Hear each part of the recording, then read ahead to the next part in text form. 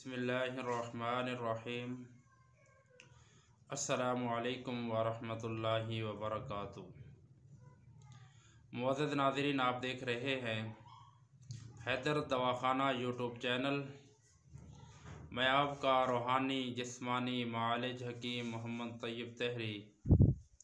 आज जो मैं आपसे नुस्खा शेयर करने लगा हूँ, ये नुस्खा मेरे उन भाइयों और दोस्तों के लिए है जो कहते हैं कि मुबाशरत के दौरान अज़ू ख़ास में सख्ती नहीं होती और सिर्फ चंद कतरे निकल जाने के बाद इंतशार टूट जाता है, या दौरान मिलाप अज़ू ख़ास ढीला पड़ जाता है।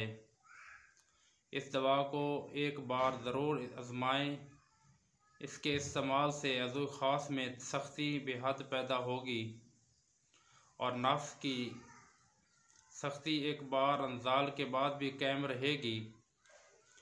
शहवत और उसके अलावा टाइमिंग में भी खूब इजाफ़ा होगा और ख़ास कर पट्ठों के अंदर बेहद ताकत पैदा होगी। आप नुस्खा नोट फरमा लें, इसको बनाएं, इस्तेमाल करें। अगर आप ख़ुद नहीं बनाना चाहते तो हमारा व्हाट्सएप नंबर आपकी स्क्रीन के ऊपर आ रहा है, तो आप हमसे रब्ता करके हमसे बनवाया भी बज़रिया डाक मंगवा सकते हैं। नुस्खा नोट फरमा लें। सबसे पहले आपने लेना है ज़ाफ़रान ईरानी 1 तोला। उसके बाद लेनी है आपने सल्ब मसरी 30 ग्राम। उसके बाद लेना है आपने मगध पंबा दाना 10 ग्राम। उसके बाद आपने लेनी है मूसली सफ़ेद 50 ग्राम।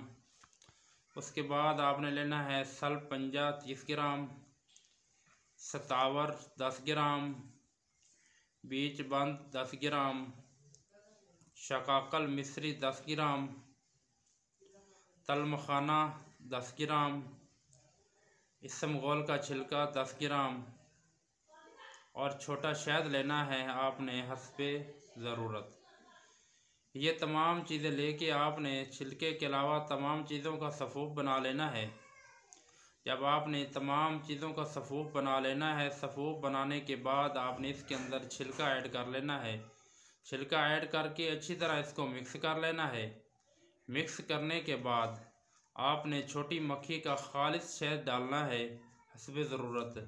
जब आप उसके अंदर शहद थोड़ा सा डालते जाएं और उसको हिलाते जाएं और मारूफ तरीक़ा से आपने इसकी जब माजून तैयार कर लेनी है, तो ये आपका नुस्खा तैयार हो जाएगा हमेशा सदा जवान।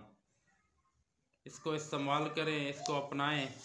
इसका इस्तेमाल करने का तरीका ये है कि आपने बादत ग़िज़ा आधा चम्मच सुबह शाम नीम गर्म दूध के साथ इस्तेमाल करना है।